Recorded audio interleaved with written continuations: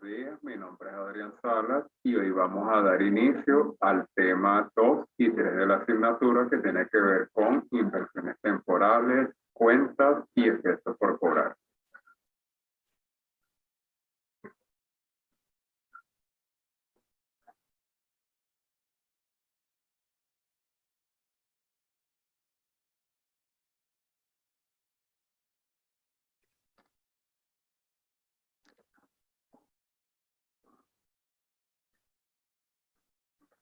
En primer término, es importante considerar las organizaciones.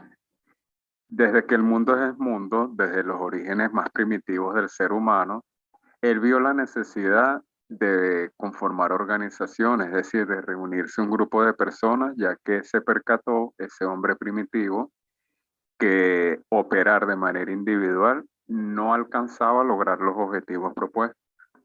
Es por eso que en el devenir histórico de los distintos años se fueron formando distintos tipos de organizaciones, ya sea privadas o públicas, todas con un fin bien particular. Claro está que dependiendo del tipo de organización, sea una organización religiosa, militar, pública o privada, con o sin fines de lucro, va a depender los objetivos que en los cuales ellos se van a trazar a corto y mediano plazo. Todo va a depender también desde el punto de vista o desde la esfera del derecho en la cual nazca la organización. Si es una organización privada, obviamente nace en el derecho privado, tiene que cumplir una serie de regulaciones que implican cumplir con todo un rango impositivo de leyes, cumplimiento de deberes formales ante la administración tributaria, entre otros organismos, que van a permitir que funcione de manera adecuada en el curso normal de operaciones. En el caso de las organizaciones públicas, que comprenden los distintos niveles estadales, municipales y nacionales, todas ellas se conforman con un fin bien específico, que es servir a la colectividad y satisfacer las necesidades, ya que los usuarios de esa gran administración pública suelen ser todos los ciudadanos que forman parte de la nación. Allí es importante que en esas organizaciones públicas exista un apego irrestricto a lo que son las normas y leyes de la República, porque allí se está administrando dinero de la nación que forma parte de la hacienda pública. Y toda desviación que puede existir de forma o de fondo constituye un supuesto generador de responsabilidades administrativas que puede ser sancionado por la Contraloría General de la República. Ahora bien, dentro de la esfera de ese derecho público, digamos, desde el punto de vista de las organizaciones públicas, todo debe partir de un plan macro. Ese plan macro debe ser el plan de la nación, ese plan de gobierno que se tiene previsto para un ejercicio económico. Todo eso debe ir concatenado en el caso del nivel estatal con los planes de desarrollo que se tengan en cada uno de los estados o los municipios que van a trazar, por decirlo de alguna manera, las líneas estratégicas a seguir en un periodo de tiempo determinado. Es importante que en las organizaciones públicas se establezca un plan operativo, que allí se va a recoger todas las metas y objetivos que se van a lograr a corto y mediano plazo, que deben de considerar, como lo dije inicialmente, la satisfacción de las necesidades de la colectividad. En lo público, todo se debe de basar en un presupuesto. Cada partida de gasto tiene que estar debidamente presupuestada. Cada vez que se ejecute un gasto, los ordenadores de pago deben de garantizar el cumplimiento irrestricto de las leyes. No puede existir desviaciones de los recursos públicos, ya que estos ocasionan sanciones desde el punto de vista penal, administrativo e incluso pueden ser objeto de sanciones. Dentro de la administración pública, debe de quedar claro también que todos están sujetos al debido control fiscal que puede ejercer la Contraloría General de la República o también a través de las distintas dependencias que forman parte de ella en los distintos niveles de la administración pública, ya sea si es a nivel estatal dentro del ámbito de sus competencias, puede ejercer ese control fiscal lo que son las contralorías estadales, y al nivel institucional pueden ejercer las unidades de Contraloría Interna o unidades de auditoría interna, como lo suelen denominar en algunas instituciones, para ejercer ese control y vigilancia permanente. Por algo existe un conjunto de normativa legal. En el caso de la República Bolivariana de Venezuela es amplio todo el ordenamiento jurídico que existe en la materia. Existen leyes que nos deberían de garantizar un uso eficiente y eficaz de los recursos públicos. Ahora todo no solamente depende de la existencia de leyes, sino también de las personas, de esas personas que ejercen el control en esas instituciones, de hacer cumplir cada uno de esos artículos que están presentes en las leyes que existen en la República. De lo contrario, seguirá siendo una letra muerta o no cumplirá el objetivo que tenía previsto inicialmente el legislador. Ahora bien, independientemente del tipo de organización, sea pública o sea privada, es importante que exista un control interno adecuado, ya que de allí en parte va a depender el éxito o fracaso de cualquier organización. Allí, por decirlo de alguna manera, es donde descansa toda la columna vertebral de la vigilancia y supervisión de las actividades. Muchas de las organizaciones utilizan para ello lo que se conoce como el informe COSO, en sus distintos componentes, que garantiza un control interno eficaz. En ese informe COSO, lo primero que se necesita es establecer con claridad los objetivos del trabajo para el año, es decir, debe de existir un plan de la organización. Allí es importante que se trace a nivel institucional cuáles son los objetivos y metas que se pretenden en un ejercicio fiscal determinado. Es importante establecer todas las pautas y lineamientos que deben de encauzar lo que son las políticas y además encauzar la actividad administrativa que realiza cada uno de los funcionarios. Sin embargo, solamente con establecer un plan de la organización o unos lineamientos macro no es necesario, no es solamente con eso cubrimos todo, ¿no? Debe de existir también una evaluación de riesgos, es decir, debemos de verificar qué eventos ponen en riesgo los objetivos trazados, es decir, constantemente debemos de verificar cuáles son los puntos vulnerables de la institución que requieren ser corregidos a mediano plazo. Para ello es importante establecer actividades de control, que son acciones, normas y procedimientos para afrontar los riesgos identificados. Las normas pueden ser que estén previstas en un manual de normas y procedimientos, pero también puede ser que se establezca a través de memorándum o ciertas acciones específicas que fortalezcan en el corto plazo el sistema de control interno. Obviamente debe existir una supervisión y monitoreo constante para ver cuál es la calidad de ese control interno en el tiempo, a través de los supervisores y a través de la implementación de las distintas pruebas selectivas o de despistaje que se haga dentro de la organización. Para ello, debe de existir la distinta información y comunicaciones entre todos los miembros de ese equipo, donde deba de existir la retroalimentación entre cada uno de sus miembros, porque la comunicación es vital. Allí, como se puede ver en la imagen, todos estos elementos descansan en el ambiente de control adecuado, que digamos es la columna vertebral de cualquier organización. Todos esos elementos deben de descansar allí a los fines de garantizar que las operaciones sean eficientes y eficaces, a los fines de también garantizar la confiabilidad de la información contable cuando se requiera, el cumplimiento de las leyes y normas y por supuesto que es una de las cosas más importantes, lograr la salvaguarda de los recursos públicos.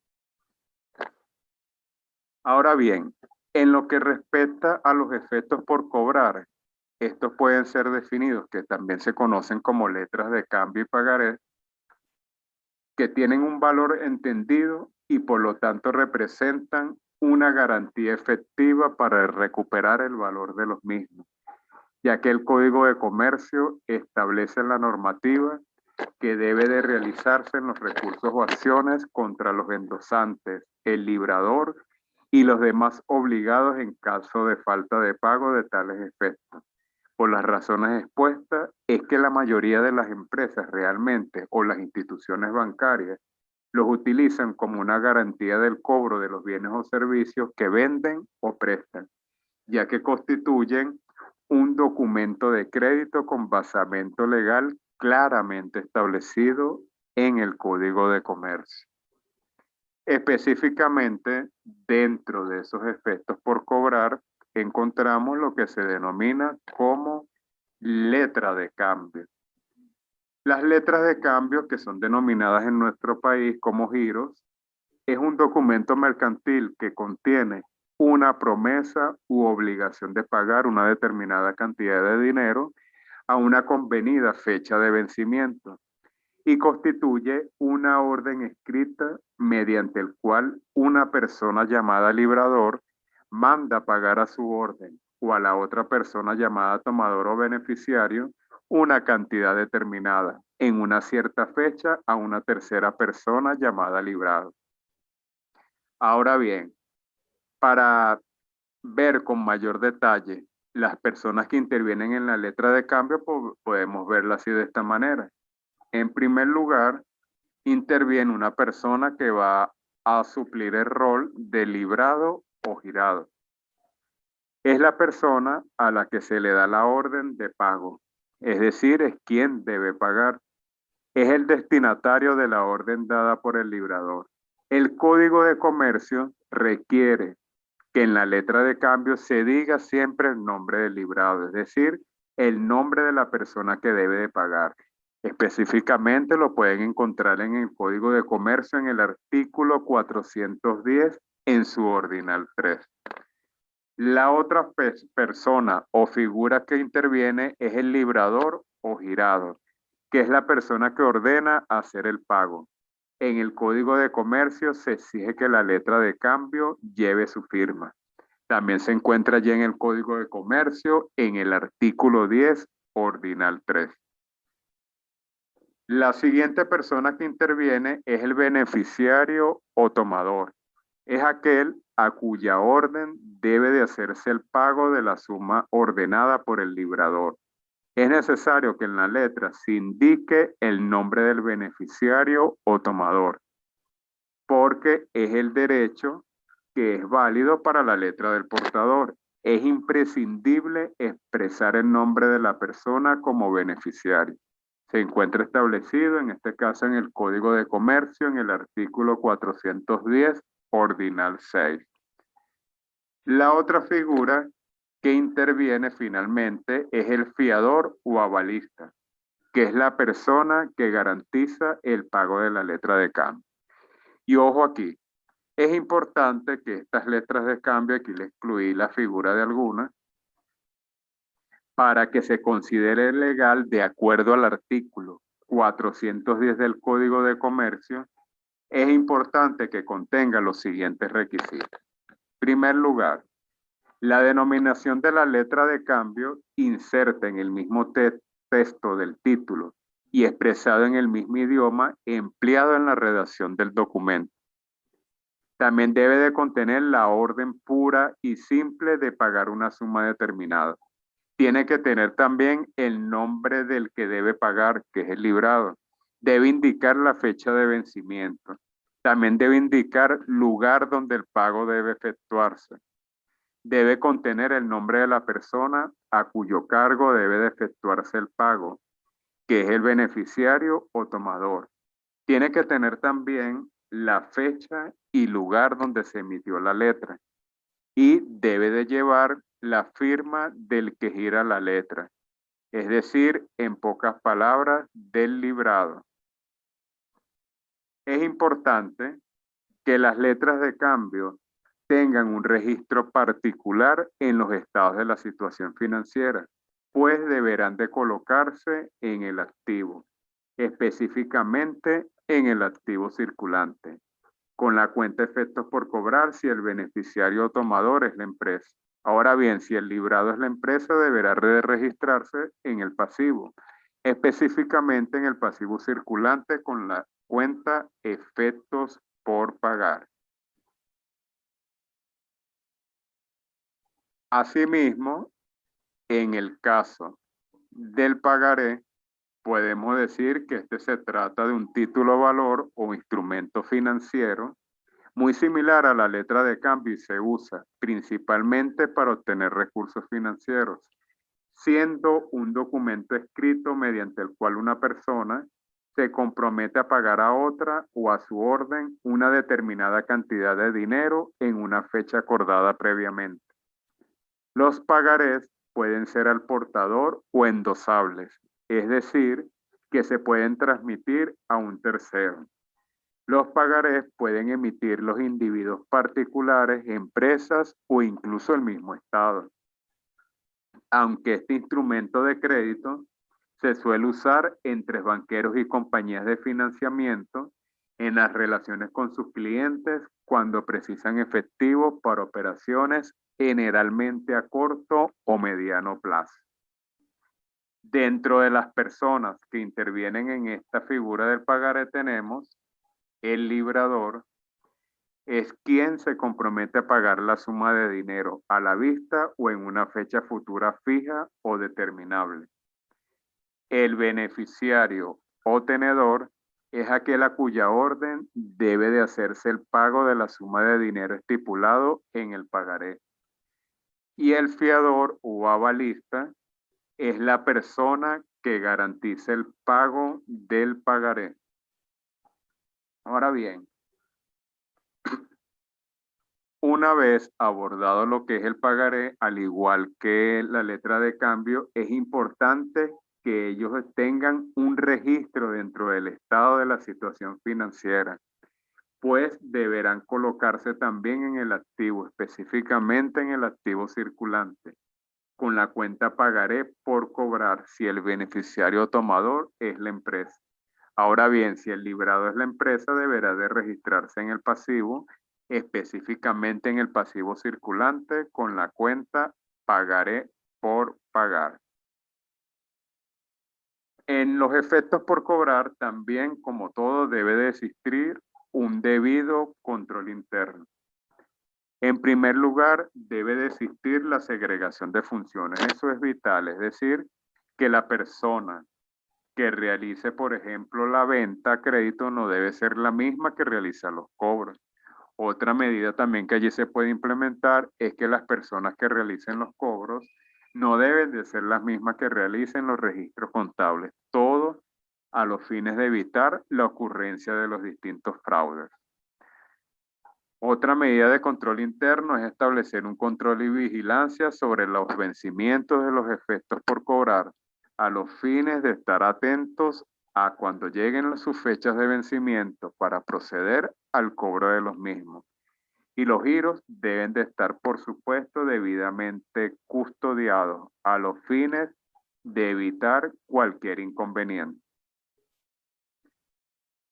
¿Qué operaciones podemos hacer con los efectos? Hay varias operaciones mercantiles que se pueden realizar. Uno de ellos son los efectos por cobrar llevados al descuento, que no es más que el contrato mediante el cual la institución financiera entrega de manera anticipada al beneficiario de una letra de cambio el importe de la misma, siempre y cuando, ojo, no se encuentre vencida, porque si no, no existe esta operación del descuento. Cuando existe esta operación del descuento, allí se deduce previamente todos los intereses a causarse desde el momento que ocurre el descuento hasta su vencimiento, así como cualquier otra comisión generada. La empresa puede realizar esta operación por necesitar liquidez en un momento dado. Es importante aquí destacar que la institución financiera debe encargarse de gestionar su cobro al vencimiento y contablemente se debe de registrar la operación en una cuenta denominada efectos por cobrar descontados. Entonces allí les voy a presentar lo que es un registro contable al efectuarse un giro llevado al descuento una vez que la institución bancaria aprobó la operación del descuento. Debe de quedar claro allí que la empresa para ello recibe una nota de crédito.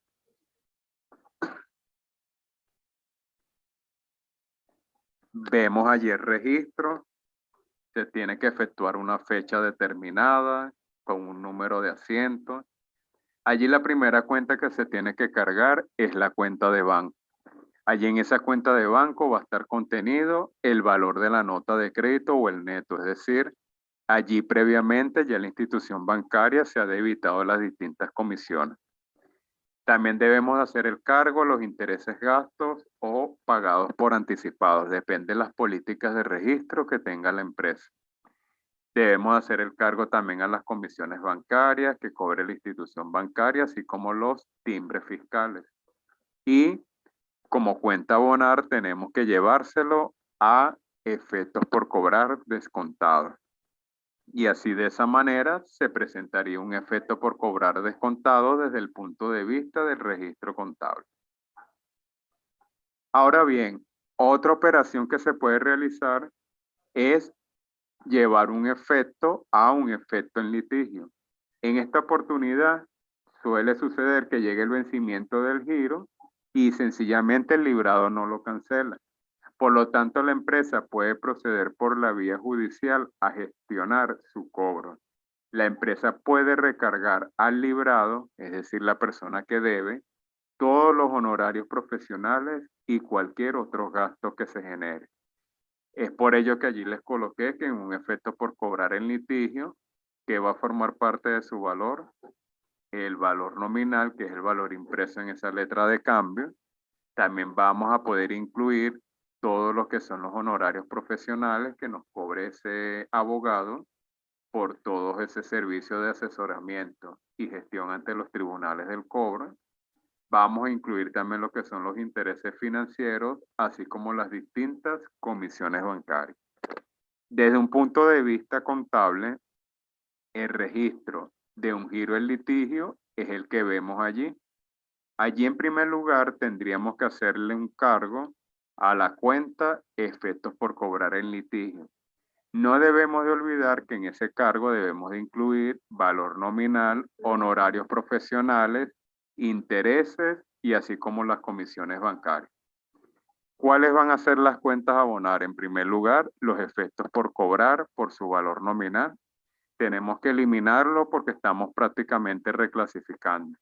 De un efecto por cobrar lo estamos pasando a un efecto por cobrar en litigio. También vamos a tener que abonar todos los gastos de cobranza o intereses gastos por la sencilla razón que estamos llevando todos estos gastos a la cuenta de efectos por cobrar en litigio, porque allí esa persona que nos debe la letra de cambio debe de asumir todos los gastos de cobranza. Y finalmente le vamos a abonar a la cuenta efectivo en banco por todos aquellos honorarios profesionales que nos cobró el profesional del derecho.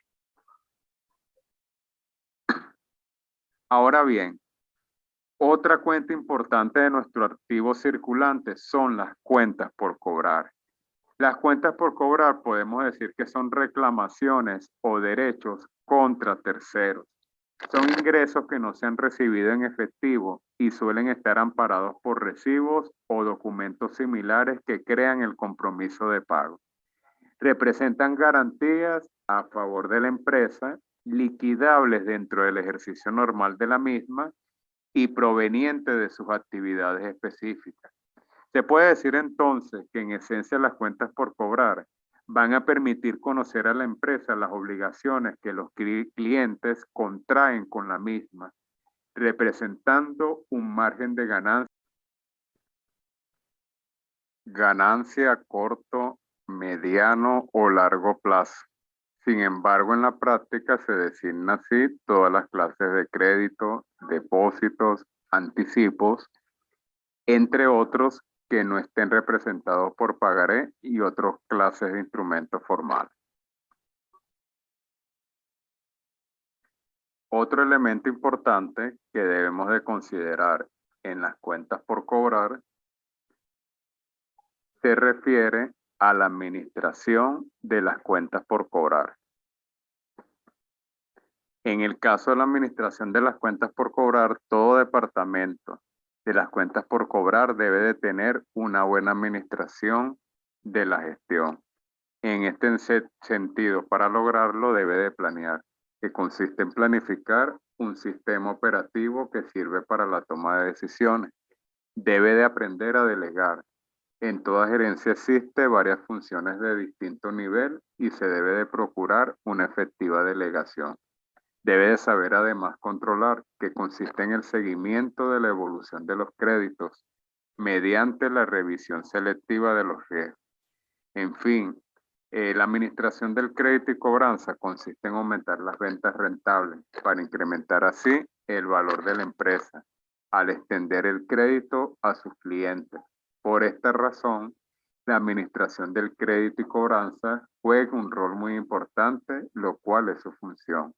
Es decir, identificar los factores que hayan tenido un impacto negativo sobre la posición financiera de los clientes y sobre la capacidad de hacer los pagos de los créditos, ayudando a mantener los servicios prestados por las pequeñas y medianas empresas.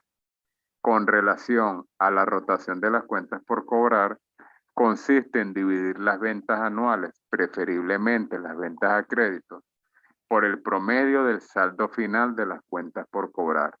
Asimismo, la medición de la liquidez en las cuentas por cobrar, denominada también rotación de cartera, se efectúa analizando las cuentas por cobrar, puesto que al aplicar este indicador y existen cuentas muy vencidas, la liquidez se mide los otros indicadores que podrían resultar irreal. Todo lo anterior expuesto refleja que para calcular el periodo medio de cobro de rotación de cuentas por cobrar es el siguiente. En primer lugar, las ventas a créditos anuales se dividen entre 360 para determinar las ventas diarias o medias. Y segundo, que las cuentas por cobrar se dividen entre las ventas diarias para calcular el número de ventas por día inmovilizados en cuentas por cobrar. Otro factor o elemento que hay que considerar es el sistema de cobranza. Un sistema de cobranza es efectivo cuando proporciona rapidez y regularidad de seguimiento, empleando al máximo métodos de comunicación rutinarios, poco costosos y que consuman poco tiempo con aquellos clientes que requieren solo recordatorios casuales. Por tal motivo, la cobranza es una operación que realiza la empresa con la finalidad de recuperar el monto de una venta a crédito, bien sea de un servicio o de un producto.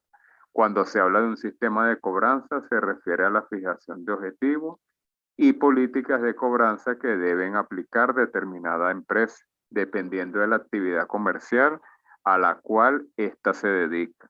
Todo esto para hacer que retorne el dinero producto de las ventas en el plazo justo, lo cual permitirá el desenvolvimiento normal de la empresa en sus operaciones de compra-venta. En lo que se refiere a las políticas de cobro, las políticas de trabajo fluyen del personal de mayor experiencia hacia el nuevo, a fin de perpetuar las diferentes técnicas cuya aplicación es fruto de una eficaz labor de cobranza dentro de una organización establecida. Particularmente, las políticas de cobro se refieren a todos aquellos parámetros que regulan los procedimientos que emplean las empresas con la finalidad de recuperar los créditos que han otorgado a sus clientes. Las políticas, sin lugar a dudas, deben de ser, no lo olviden, claras, definidas y deben de estar por escrito. Asimismo, se debe de establecer políticas de cobranza sumamente sencillas, dado que el personal que labora en el departamento de crédito y cobranza oriente todo su desempeño y labor hacia ese fin. Finalmente, en lo que respecta al control interno para las cuentas por cobrar, el control interno en el área de cuentas por cobrar debe implementarse tomándose en consideración las necesidades particulares de cada empresa. En las cuentas y efectos por cobrar, el control interno será tan estricto como en las cuentas que controlan el efectivo. El control interno debe de ser muy eficiente en todo lo relacionado con las cobranzas, que es donde se suele cometer los principales actos dolosos. El control interno en este rubro constituye a que se dé cumplimiento a los procedimientos y políticas establecidas por la gerencia. En el proceso de cobranza es fundamental la separación de las funciones de cobranza, registros, autorizaciones y depósitos. Ningún sector debe ejecutar el control total de las operaciones registradas en la contabilidad. Es decir, entre las funciones que deben de formalizarse o realizarse por separados están el registro de los libros principales y en el auxiliar de cuentas por cobrar, la recepción del efectivo, las aprobaciones y autorizaciones de crédito, así como el manejo de documentación que soporte las operaciones.